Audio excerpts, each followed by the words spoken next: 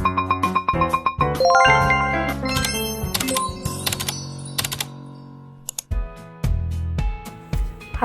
Assalamualaikum warahmatullahi wabarakatuh.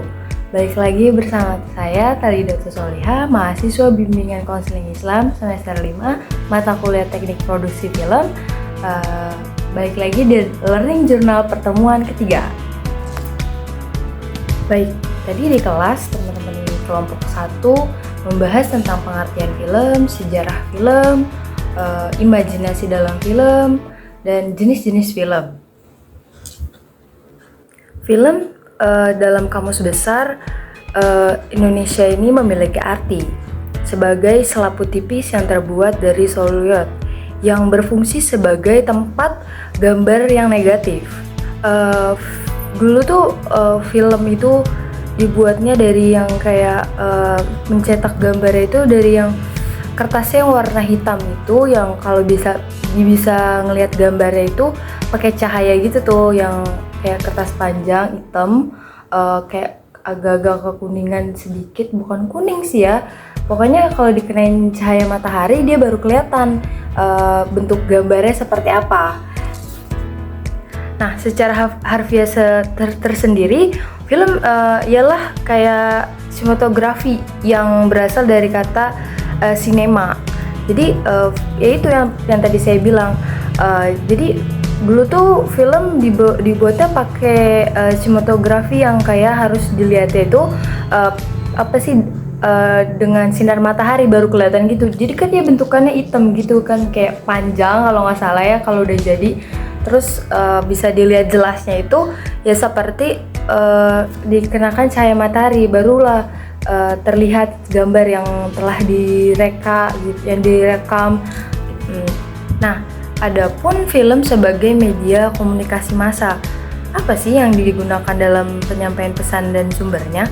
Nah, kepada hal-hal layaknya film sebagai komunikasi massa ini, penyampaian perannya dan sumbernya itu menggunakan alat-alat komunikasi yang menghasilkan dan mendistribusikan sebuah berita, kayak konten atau film-film hiburan yang ada di TV, baik yang di bioskop, kayak nilai kebudayaan, produksi kebudayaan, itu komunikasi massa. Jadi kan biasanya ada kan di TV-TV siaran tentang kebudayaan gitu, tentang wisata seperti itu. Kalau hiburan tuh pasti banyak banget hiburan yang telah ditonton, yang telah dibuat film juga, termasuk kayak banyak juga ya di bioskop hiburan-hiburan yang kayak komedian, kayak Warkop DKI kayak gitu. Jadi dia itu mempunyai pesan moral juga di film itu. Kayak produksi film juga pasti menyampaikan pesan-pesan moral dalam kebudayaan ini seperti apa, di dalam filmnya ini ada apa gitu. Nah, seperti konten-konten yang ada di TikTok pun pasti ada yang menyampaikan moral-moral untuk para penontonnya gitu, pesan-pesan untuk yang nonton gitu. Nah, adapun film realitis sosial. Nah, film seringkali dipandang kayak sebagai batasan yang seringkali disebut kayak film itu cuma hiburan ya, seperti itu. Bisa merubah perilaku manusia, kayak contoh filmnya itu kayak film Ibu Kita Kartini.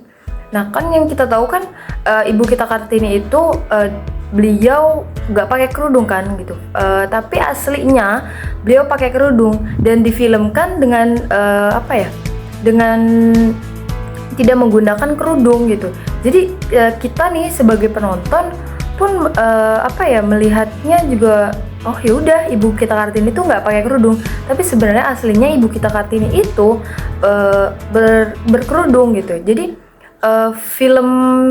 film realitas sosial itu bisa merubah perilaku kita atau pandangan kita kepada suatu film itu gitu. Dibilang rekayasa ya seperti itu gitu. Jadi kayak film yang tidak ditampilkan dengan bisa dibilang tuh kayak sesuai, tapi tidak dengan aslinya yang ya seperti Ibu Kita Kartini ini gitu. Beliau tidak difilmkannya tidak pakai kerudung, sedangkan di aslinya, di kisah nyatanya beliau ini berkerudung gitu. Jadi film realitas ini banyak sebenarnya, nggak film Ibu Kita Kartini aja. Jadi film realitas sosial juga pasti banyak pandangan atau sudut pandang yang orang-orang yang nonton yang nonton film ya tersebut pasti kayak sebenarnya filmnya kok nggak kayak gini, kenapa disiarkan atau ditontonkannya seperti ini gitu. Jadi sudut pandang orang bikin berubah gitu. Jadi menyikapinya juga berubah gitu. Nah, jenis-jenis film juga ada film dokumenter. Nah, sebelumnya film dokumenter juga aku udah pernah jelasin di video sebelumnya. Jadi aku ulas lagi sedikit. Jadi dokumenter itu kayak film yang sudah direka gitu ya, kayak dibuat kayak contohnya tuh film apa ya yang biasanya tuh kayak film-film luar negeri lah ya, banyak kayak gitu. Terus ada film fiksi, kayak film fiksi tuh cerita kayak hayalan aja, kayak ceritanya Dilan kayak gitu. Film eksperimental tuh kayak film sama sih film luar ya, kebanyakan eksperimental gitu. Jadi banyak nih dari dokumenter tuh macam-macam filmnya seperti apa, dari fiksi seperti apa, eksperimental seperti apa. Eksperimental juga bisa gabungan dengan kayak action, kayak berantem kayak gitu kan banyak ya gitu. Apalagi yang di Trans TV itu biasanya ya banyak banget kalau udah malam tuh siaran film-film kayak bisa dibilang eksperimental. Ya mungkin aku kurang jarang nonton juga, tapi ya sekilas aku pernah lihat walaupun gak sampai habis, dan kadang itu termasuk ke film eksperimental. Adapun imajinasi dan pengantar dalam film. Nah, dalam halayaknya sutradara ini menggunakan imajinasinya untuk mempresentasikan sebuah filmnya. Jadi semua film yang biasanya ada di bioskop kayak pasti semua film butuh rumah produksi kan. Kayak contohnya Prilly Latuconsina, beliau itu punya rumah produksi Cinemaku. Nah, film-film Prilly itu diangkat dari imajinasi pasti dari seorang temannya yaitu Umay Shahab. Ya, beliau juga yang mengangkat cerita-cerita yang mengimajinasikan agar para penonton juga tertarik gitu untuk menonton hasil karya mereka. Nah, sejarah film tersendiri juga berawal dari atau ditemukannya sekitar tahun 1900 kalau nggak salah ya. 19 pada abad ke-19 film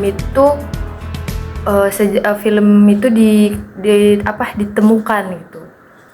Nah, tadi juga dari presentasi yang di kelas mengenai resensi film yang mereka tonton itu film Hope, yang dimana di situ menceritakan sebuah anak kecil di bawah umur, sekitar umur 8 tahun, kelas 2 SD mungkin ya, kelas 2 SD. Itu film Korea. Beliau ini mempunyai trauma terdalam gara-gara diperkosa oleh seorang bapak-bapak umur 57 tahun. Kejadian itu di saat adik kecil ini berangkat sekolah. Posisinya itu berangkat sekolahnya hujan. Jadi adik-adik itu niatnya ingin meminjamkan payung ke si bapak-bapak ini. Dan bapak-bapak ini emang tahanan ya, kalau bisa dibilang tahanan tahanan polisi juga yang bekas pemerkosaan anak di bawah umur gitu. Jadi tadi resensi filmnya juga cukup bagus, cukup menarik, bikin tertarik untuk ditonton dan sedih juga gitu. mungkin teman-teman di rumah bisa nonton film Hope karena sangat mengedukasi sekali. Mungkin cukup sekian Learning Journal pada hari ini. Sampai ketemu di Learning Journal selanjutnya. Wassalamualaikum warahmatullahi wabarakatuh.